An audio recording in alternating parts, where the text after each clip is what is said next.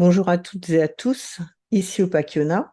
Dans le cadre d'une interview pour la préparation de notre atelier de l'ésotérisme du lundi 16 octobre à 21 heures, aujourd'hui je reçois Édouard de la boutique Edelweiss à Angers. Édouard est diplômé d'État en shiatsu, conseiller en lithothérapie, formateur et expert en maniement du pendule, et c'est cette expertise que nous lui proposons de partager avec vous lors de notre prochaine attablée. Édouard, ça va bien? Bien, du coup, oui, ça va bien. Alors, effectivement, je fais quand même une petite rectification sur la partie diplôme shiatsu. En fait, ce n'est pas un diplôme d'État, hein. Parce que, D'accord. du coup, s'il y a quelqu'un de puriste qui nous entend, ça peut peut-être lui blesser l'oreille. Ok, donc Voilà. c'est un diplôme comment? C'est un diplôme qui a été reconnu par l'État parce qu'il y a eu un agrément pendant 5 ans, en fait, hein, au niveau du syndicat professionnel de shiatsu. Maintenant, ce n'est plus reconnu par l'État, mais on garde le Ah, titre, en fait. ah oui, Il y a d'accord, ok. eu une évolution dans les lois, en fait. Ouais, ouais, d'accord, je Voilà. comprends. Je comprends. Bon, sinon ça va bien? Oui, bah oui, dans l'ensemble, le pendule se porte bien, donc moi, ça me va. Alors, dans ton art, comment tu te définis? Bah, après, c'est vrai que au niveau du pendule, bon, je m'y suis mis par le biais de la lithothérapie, hein, parce que ça semblait assez évident en termes de pratique. En termes de définition, c'est vrai même moi et ma collègue, hein, on se définit assez cartésien, en fait, hein, parce que Ouais, du coup, on aime bien ce qui est un peu physique, un peu réfléchi, un peu mathématique. Bon, ceci étant, le pendule, hein, ne répond pas à tous ces critères, hein, et c'est ça aussi qui est intéressant. Mais moi, en tout cas, je me définis comme quelqu'un de cartésien, mais d'assez ouvert. Donc voilà, tout est possible et envisageable. hmm. Oui, surtout que toi, à la base, tu faisais du dépannage de réseau, enfin de réseau informatique, c'est ça? Exactement, moi je travaillais dans l'urgence pour dépanner les professionnels ou les particuliers, en fait, hein, au niveau réseau informatique, hein. Dès qu'il n'y avait plus d'Internet, voilà, grosso modo, j'arrivais pour D'accord. dépanner ça. Mais alors, comment t'es venue l'idée de basculer de cette gestion sur du matériel à des soins sur des personnes? Bah, du coup, ça a été assez progressif parce que j'ai une de mes filles, hein, qui est un petit peu en décalage au niveau des acquisitions, au niveau physique, donc qui est passée par différents organismes type CMPP, psychomotricien, tout ça. Et du coup, c'est vrai que bon, le rapport avec le monde médical a parfois été assez compliqué. Et j'ai découvert du coup le shiatsu en fait, hein, par ce biais-là, et je trouvais son approche assez intéressante.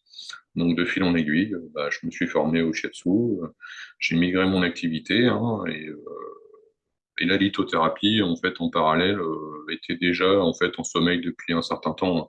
J'ai toujours aimé travailler un petit peu avec les pierres, hein, tout simplement. Il y a juste le pendule qui est un peu nouveau, quoi. Voilà, entre guillemets. D'accord. Alors, la lithothérapie, toi qui dis que tu es cartésien, il faut quand même croire au pouvoir des pierres. Ah bah là, oui, effectivement, il faut croire au pouvoir des pierres. Bon, ceci étant, la pierre a quand même des propriétés intrinsèques physiques, hein. C'est-à-dire qu'en fonction de sa composition, en fait, les molécules sont pas les mêmes et l'interaction avec le corps humain n'est pas le même. Donc ça, on va dire que c'est une première explication physique. Et puis après, effectivement, il y a aussi au niveau vertu, bah, on va dire que c'est de l'expérience au fil du temps, en fonction de comment les gens réagissent aux pierres. On voit bien que il y a des choses qui sont un peu particulières, entre Mhm. guillemets. Mhm. Alors, toi, donc, tu tiens une boutique sur Angers, on l'a dit, donc elle s'appelle Edelweiss, mais pas comme la fleur exactement, c'est ED apostrophe L et Weiss plus loin. Donc, par rapport à ta boutique, tu as des gens qui viennent acheter des pierres, etc. Donc, tous, j'imagine, ne viennent pas dans un but de lithothérapie, à savoir de soins. D'autres peuvent très bien venir pour des parties un peu plus ésotériques des pierres. Est-ce que Mhm. tu en as des connaissances? Est-ce que tu les conseilles? Comment ça se passe? Alors là, en fait, les deux choses sont un petit peu liées, parce qu'en fait, je dirais qu'on a deux parties de clientèle. Une partie de clientèle qui va s'intéresser à la couleur des pierres, à l'aspect joli de la pierre, sans forcément penser aux vertus de la pierre. Donc c'est un type de clientèle. Et après, l'autre type de clientèle qui va rechercher en fait un support de soins ou un accompagnement, hein, va s'intéresser aux vertus des pierres. Et en fonction de ça, ben, on va adapter le conseil pour la personne. Alors, effectivement, au niveau des vertus des pierres qui sont bah, sur la partie un peu ésotérique en termes de vertus, parce que de toute façon, il faut savoir que la lithothérapie, non, c'est pas prouvé physiquement. Hein, en fait, ça s'est fait sur des décennies, hein, tout simplement, hein, avec le retour de certains scientifiques, hein, on pourrait en citer, hein, Madame Hildegard, qui était en fait une sœur hein, qui s'occupait beaucoup de lithothérapie. Hein. En l'occurrence, Ouais, elle a ouais, beaucoup travaillé sur l'émeraude. Hein. et des Donc, plantes aussi. et les Mhm. plantes aussi, oui. Donc, il n'y a pas que la partie ésotérique, et il n'y a pas que la partie vraiment physique de la pierre. Ceci étant, on peut constater, je vais prendre un exemple, hein, la lazuli, hein, des fois il est brillant, des fois il est un peu moins brillant. Quand il a de la pyrite, on va plutôt l'axer sur un adulte, hein, puisque la pyrite va être un peu plus dure, hein, donc moins adaptée à l'enfant. Et quand il va être composé de sodalite, en fait, hein, la sodalite va être plutôt adaptée à l'enfant. Donc là, on est vraiment sur une propriété physique de la pierre. Mhm. Mais Après, pour moi, ce sont deux pierres différentes, le lapis-lazuli et la sodalite, même si elles se alors, ressemblent. elles se ressemblent, mais en fait, dans le lapis-lazuli, il y a de la sodalite, en fait. D'accord. Et dans le lapis-lazuli, il y a de la périte. Et en fonction des proportions, on n'a pas le même rendu de pierre, en fait. Oui, oui, tout à fait, ça, je suis d'accord. Après, Euh, c'est vrai que par rapport à la lithothérapie, en fait, les clients qui sont plus penchés vers l'ésotérisme, en fait, hein, vont plutôt aller sur de la pierre roulée, de la pierre brute, ou sur alors je te dis un peu statistiquement, hein, oui, oui. plus vers le pendule, ou alors vers d'autres choses, type de la sauge, de l'encens, mais pas forcément sur le bracelet en lui-même.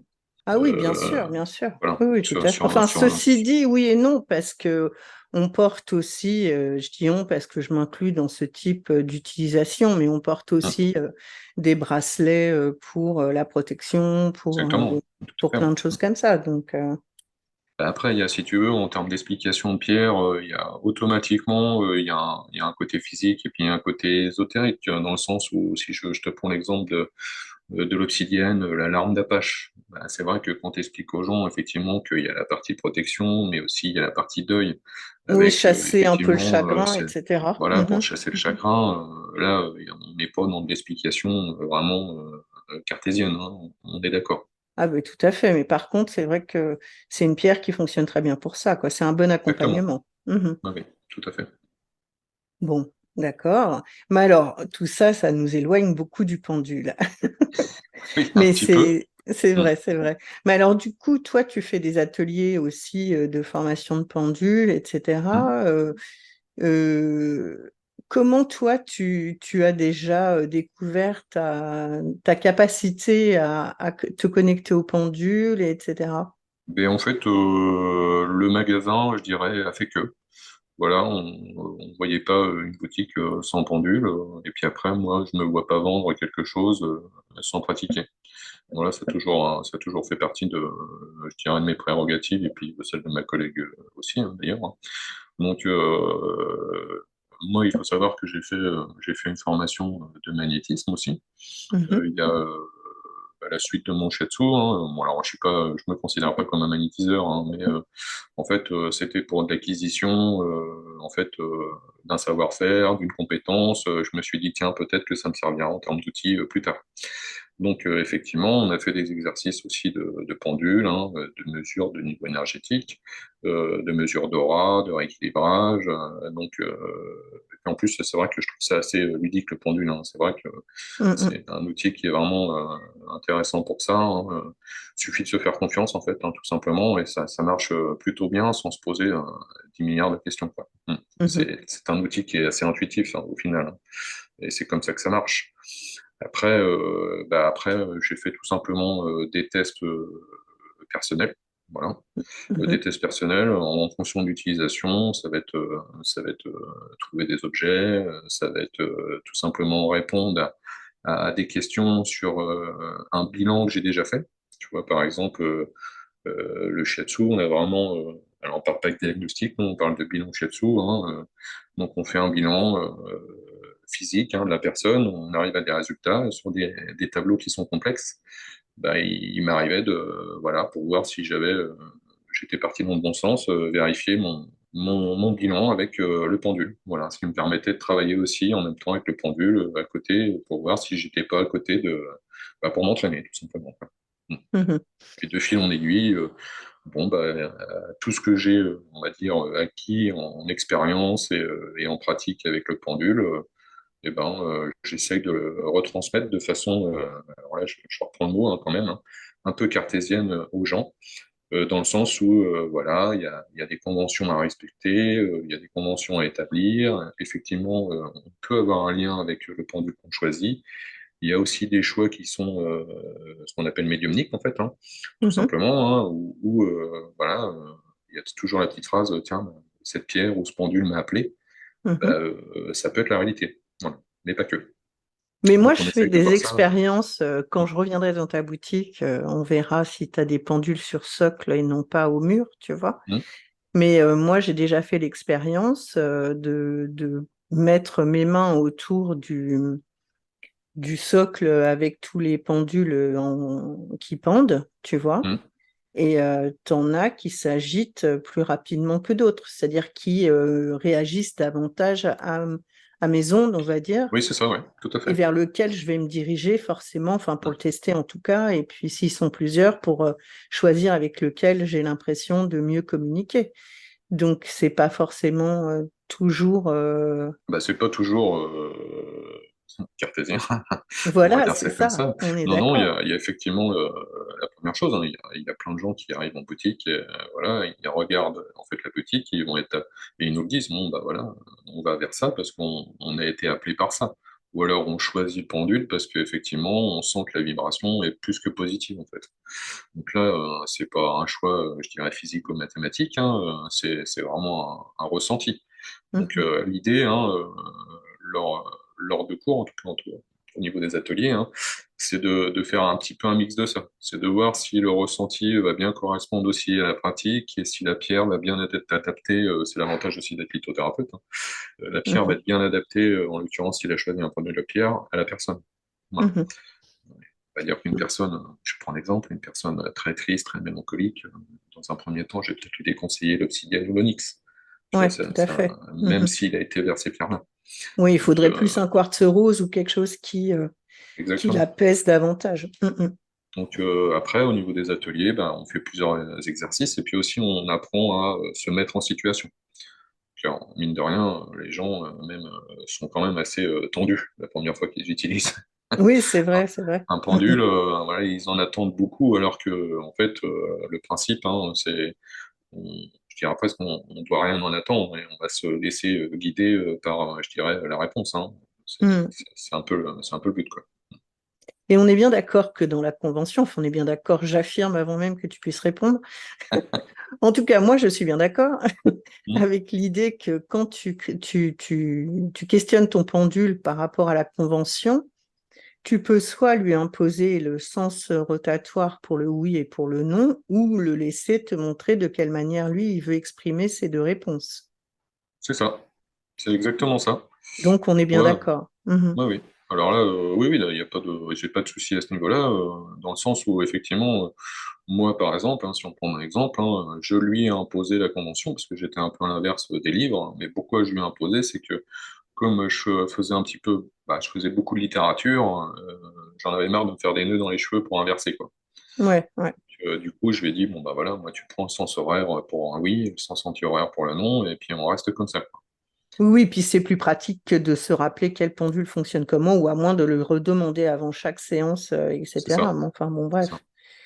Enfin, ceci Euh, étant, par rapport à tout ce qui se passe dans la vie des gens, quand on commence à penduler. Alors penduler, je sais pas si c'est français, hein, j'ai Oui, pas moi je encore le dis cherché, mais aussi. Ouais. si on commence à penduler, c'est vrai que reposer sa convention, c'est quand même intéressant, hein, parce que effectivement, émotionnellement, on n'est pas neutre. Donc, Mm, il peut y avoir quand même aussi des perturbations à ce niveau-là. Donc, mm, voilà. mm. Et alors, avec le maniement du pendule, quelle a été ta meilleure ou ta pire expérience? Pour l'instant, je dirais que j'ai pas eu de pire expérience. C'est plutôt des choses un peu cocasses où tu commences, voilà, tu es en groupe, tu fais une démonstration et du coup, bah, t'as pas la bonne réponse, quoi. Mm, mm, mm, mm. Oui, et t'es déjà Bon, tombé sur des pendules voilà. que tu connais déjà qui deviennent capricieux du jour au lendemain ou ce fameux jour en question? Ah bah, il y a effectivement, bah là on parlait un peu d'état émotionnel, hein, on est un peu Mhm. là-dessus, hein. Il est arrivé que des fois, voilà, bon bah, tu n'es pas forcément prêt à faire du pendule, et t'as le pendule, lui, il te fait clairement savoir, hein. Voilà, lui, il plombe, hein. C'est tout, hein. Ouais, ouais, Soit, c'est assez marrant. Mm, soit tu arrives t'à reposer ou même à changer un petit peu physiquement de place, hein, parce que des fois, ça suffit, hein. Il suffit que tu sois au mauvais placement dans la pièce, hein. mm, Du coup, voilà, il repart dans le bon sens. Ou alors, ce qui peut arriver, c'est si vraiment enfin, tu poses pas les questions adéquates, on va dire. mm. Ouais, Lui, il peut aller à contresens. Voilà. Alors, est-ce qu'il le fait exprès, est-ce qu'il le fait pas exprès? On pourrait un peu discourir là-dessus, mais en l'occurrence, oui, c'est déjà arrivé d'avoir une série de questions à l'inverse de ce que tu pensais, parce que en fait, toi, t'es pas dispo à ce moment-là, quoi. mm, mhm. Tout à fait. Donc, t'as pas de bonnes et mauvaises expériences particulières, si ce n'est ça. Bah, après, les bonnes expériences, moi, c'est quand vraiment tu fais un soin au pendule et que tu sens que ça apporte quelque chose aux gens, en fait. Voilà. Mon Mhm. expérience D'accord, positive, elle est là. Après, d'expérience négative, comme je te dis, j'en ai pas eu pour l'instant, en tout cas. d'accord. Alors, j'ai envie, pour qu'on te connaisse un peu mieux, de te faire de te poser 10 mini-questions qui vont faire un peu ton portrait. Hmm. Donc, quels sont tes signes astro? Bah, moi, je suis Gémeaux. Ok, tu connais ton ascendant? Je suis Gémeaux ascendant Gémeaux et je suis Tigre. Ah, bah, ça, dis donc, ça relève beaucoup la chose. Le côté tigre. Oui. Et tu considérerais que tu es de quel élément? Et non pas par rapport à l'astrologie, mais par rapport à ton quotidien. Est-ce que tu es plus feu, eau, terre, air? Et en fait, normalement, je suis plutôt feu. Voilà. Je suis ce qu'on appelle un focal. Ouais, bah, ça, c'est très tigre. Hmm. Et ta couleur préférée? Du coup, c'est l'orange. Ok. Ton odeur préférée? Alors là, c'est compliqué parce que du coup, au niveau de l'odorat, en fait, je suis assez sensible et je n'aime pas beaucoup les odeurs. Hmm. Et du coup, il y en a zéro qui te flatte un peu les narines. Alors, je sais pas vraiment de. Ouais, j'aime bien tout ce qui est menthe poivrée, un peu piquante. Mm. D'accord. Ta saison préférée? La saison préférée, c'est l'automne. Il y a plein Mhm. d'oranges, des feuilles qui tombent et tout, hein. C'est un Ouais, peu dans c'est le ça. cliché, mais j'aime bien. Non, non, non, c'est pas du cliché. Et puis, on est très nombreux à aimer, alors que c'est une période de déprime pour beaucoup. Ah, c'est tombé ça, pour beaucoup, mais c'est vraiment une période, hein. En médecine chinoise, on est vraiment dans une période d'introspection, en fait. C'est ça, c'est tout à On- fait ça. ouais. C'est ça. Le moment de la journée que tu préfères? Oh, le matin, j'aime bien. Ouais, quand Mhm, ça se lève, tout ça, qu'il n'y a pas encore tout un tas de bruit, c'est bien. mhm. Si le génie de la lampe t'accordait trois souhaits, qu'est-ce qui te viendrait à l'esprit? Alors là, bah, je ne sais pas forcément, si ce n'est pouvoir justement accompagner les gens du mieux possible avec les compétences que j'ai, quoi. Mhm. Ouais, Donc je ça, suis ça fait vraiment, un. Tu ouais. gardes les deux autres pour plus tard ou... Je garde les deux autres pour plus tard. Bref, il aura fallu que j'y réfléchisse un peu, mais parce que c'est Ah tendu oui, comme mais c'est ça, ça. mais c'est C'est bon, ça, ça. ça fait l'intérêt aussi du petit questionnaire. C'est ça. Alors, après une séance de travail, que ce soit en shiatsu ou quand tu fais un soin à la personne, est-ce Mm. que tu as une méthode fétiche ou rituelique pour reprendre tous tes esprits, te reconnecter à la terre, etc.? Alors là, du coup, effectivement, on est un petit peu obligé parce que quel que soit le soin, c'est assez énergétique, hein, donc je dirais qu'il faut redescendre un petit peu. Comme si on prend l'exemple du shiatsu, la personne est un petit peu entre guillemets un peu dans le gaz après le soin, hein, parce qu'énergétiquement parlant, ça travaille quand même assez important. Donc hein, le réflexe toujours, hein, c'est d'être à genoux à côté de la personne, hein, et de se recentrer, hein, un peu comme une méditation en fait, hein, Mhm. où tu as une main sur l'autre et tu refais un petit peu le vide et tu respires calmement. Ça permet de reposer les choses, hein. D'accord. Tu fais jamais appel aussi aux éléments de la nature, à savoir, je sais pas, il y a des gens qui aiment poser leurs mains sur des troncs d'arbres, des choses comme ça pour se régénérer, pour se Alors ressourcer. plutôt, moi, ça va plutôt être le matin sous l'eau. J'aime bien aller dans la nature de l'eau, en fait. Tout à fait. Mhm. D'ailleurs, au Ok. niveau métabolisme, j'en ai trop, mais du coup, l'eau est assez intéressante parce que elle est très, en termes d'image, elle est, bah voilà, l'eau, ça lave, hein, tout simplement, hein. Mhm. Mais en termes d'image, c'est assez intéressant, quoi. Ouais, c'est vrai, c'est vrai. Parce qu'en Reiki, on fait des douches de lumière, par exemple, hein, bon, bah, Mhm. physiquement, l'eau, quand elle passe sur le corps, hein, sans produit, ça permet vraiment aussi de temporiser, hein. Mhm. D'accord. Et du coup, toi, dans toutes tes pratiques confondues, est-ce que tu as un outil ou un support préféré? Mes mains. Ouais, c'est ça, hein. C'est ça.